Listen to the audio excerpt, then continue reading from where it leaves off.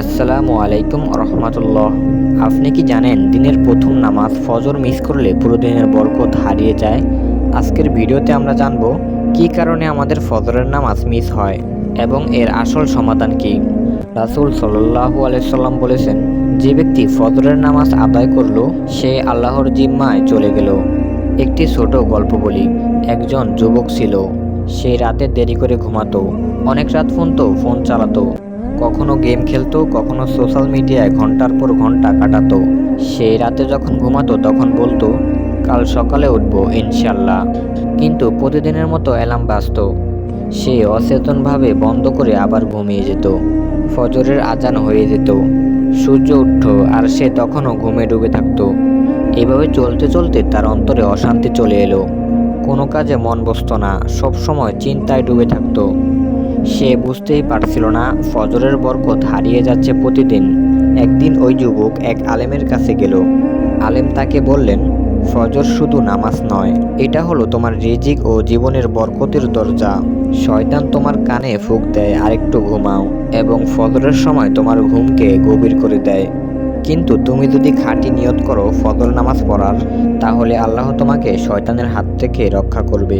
রাসূলুল্লাহ সাল্লাল্লাহু আলাইহি সাল্লাম বলেছেন, কেউ যদি ফজরের নামাজ মিস করে সে যেন তার পরিবার ও সম্পদ সব হারিয়ে ফেলেছে। এখন প্রশ্ন হলো, কেন আমাদের ফজরের নামাজ মিস হয়ে যায়? বর্তমান যুগে মোবাইল ফোন, টিভি, ইন্টারনেটের কারণে মানুষ গভীর রাত পর্যন্ত জেগে থাকে। ফলে ফজরের জন্য ওঠা কঠিন হয়ে যায়। শয়তান আমাদের ঘুমের সময় মাথায় 3টি গিট বেঁধে দেয়। যখন কেউ ঘুম থেকে ওঠে এবং আল্লাহকে স্মরণ করে তখন একটি গিট খুলে যায়। যখন উজু করে তখন দ্বিতীয় গিটটি খুলে যায়। আর যখন নামাজ পড়ে তখন তৃতীয় গিটটিও খুলে যায়। যখন আমাদের ঈমান দুর্বল হয় তখন নামাজের গুরুত্ব কমে যায়, আর তখন ঘুমকে আমরা নামাজের চেয়ে বড় মনে করি। ফজর নামাজ মিস হয়ে যাওয়ার কিছু সমাধান রয়েছে। 1. ঘুমানোর আগে নিয়ত করুন, আমি অবশ্যই ফজরের নামাজ পড়ব, এবং ঈশার নামাজ পড়ে তাড়াতাড়ি ঘুমিয়ে পড়বেন। 2. ফোন বা ঘড়িতে অ্যালার্ম সেট করুন, যাতে অ্যালার্ম বন্ধ করার জন্য ঘুম থেকে উঠতে হয়। মোবাইল অ্যালার্মের বদলে আজান অ্যাপস ব্যবহার করুন, আজানের সুরে জাগা সহজ হয়। পরিবারের কেউ যদি ফজরের সময় ওঠে তাহলে তাকে বলবেন আপনাকেও জাগিয়ে দিতে। 3. শয়তানের কুমন্ত্রণা থেকে রক্ষা পাওয়া, ঘুম ভাঙলে সাথে সাথে এই দোয়াটি বলুন, আলহামদুলিল্লাহিল্লাযী আহইয়ানা বা'দা মা আমাতানা, এবং সাথে সাথে উজু করুন। ইনশাল্লাহ আল্লাহ পাক আপনাকে শয়তানের কুমন্ত্রণা থেকে রক্ষা করবেন। প্রথমে কিছুদিন কষ্ট হবে, কিন্তু পরে স্বাভাবিক হয়ে যাবে। 1 সপ্তাহর বেশি যদি আপনি ফজরের নামাজ পড়েন, তাহলে আপনার ঘুম থেকে ওঠার জন্য আর অ্যালার্ম প্রয়োজন হবে না। আল্লাহর কাছে দোয়া করুন, হে আল্লাহ, আমার ফজরের নামাজ পড়া সহজ করে দিন। অনেকে বলে সময়ই পাই না, কাজের ব্যস্ততার কারণে নামাজ মিস হয়ে যায়। কিন্তু আসলেই যদি চিন্তা করি, পড়াশোনা, ব্যবসা, চাকরি ইত্যাদি কাজ, এগুলো কি আমাদের কাছে নামাজের চেয়ে বড়? আমরা প্রায় দুনিয়ার কাজকে গুরুত্ব মনে করি। দুনিয়ার ব্যস্ততার কারণে আখিরাতকে আমরা ভুলে যাই, আল্লাহকে আমরা ভুলে যাই। আল্লাহর ভয় যদি আপনার মধ্যে থাকে তাহলে আপনি কখনো ইচ্ছাকৃতভাবে নামাজ ছাড়তে পারেন না।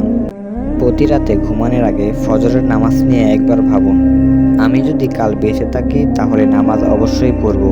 মৃত্যুর কথা মনে করুন, যদি আজ রাতে আপনার মৃত্যু হয় তবে নামাজ না পড়ে গেলে আপনার কেমন অবস্থা হবে?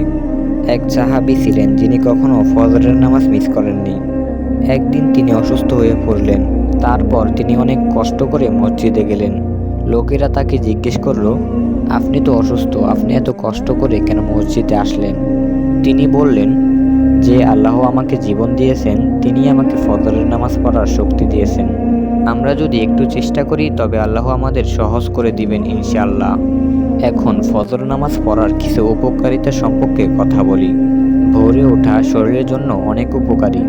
অক্সিজেন ভোরবেলায় সবচেয়ে বিশুদ্ধ থাকে, মন ফ্রেশ হয়, টেনশন কমে যায়। সবচেয়ে বড় উপকার হলো আল্লাহ পাক আপনার রিজিকে বরকত দিবেন। ফজরের নামাজ যারা নিয়মিত পড়ে তাদের মধ্যে মানসিক শান্তি থাকে। প্রিয় ভাই ও বোনেরা, একবার ভেবে দেখুন, ভোরে যখন আকাশ আলোকিত হয় তখন ফেরেশতারা আল্লাহর কাছে সাক্ষী দেয় কারা ফজরের নামাজ পড়েছে এবং কারা ফজরের নামাজ পড়েনি। আপনি কি চান ফেরেশতারা এটা লিখুক এ ব্যক্তি ফজরের নামাজে উপস্থিত ছিল, নাকি এটা লিখুক যে এ ব্যক্তি ঘুমিয়েছিল? প্রিয় ভাই ও বোনেরা, আসুন আজ থেকেই আমরা ফজরের নামাজ পড়া শুরু করি। আল্লাহ আমাদের সকলকে 5 ওয়াক্ত নামাজ পড়ার তৌফিক দান করুক, আমিন। ভালো লাগলে একটি লাইক দিবেন। এরকম ইসলামিক ভিডিও পেতে চ্যানেলটি সাবস্ক্রাইব করে রাখবেন। বেঁচে থাকলে দেখা হবে আবার পরবর্তী ভিডিওতে ইনশাল্লাহ।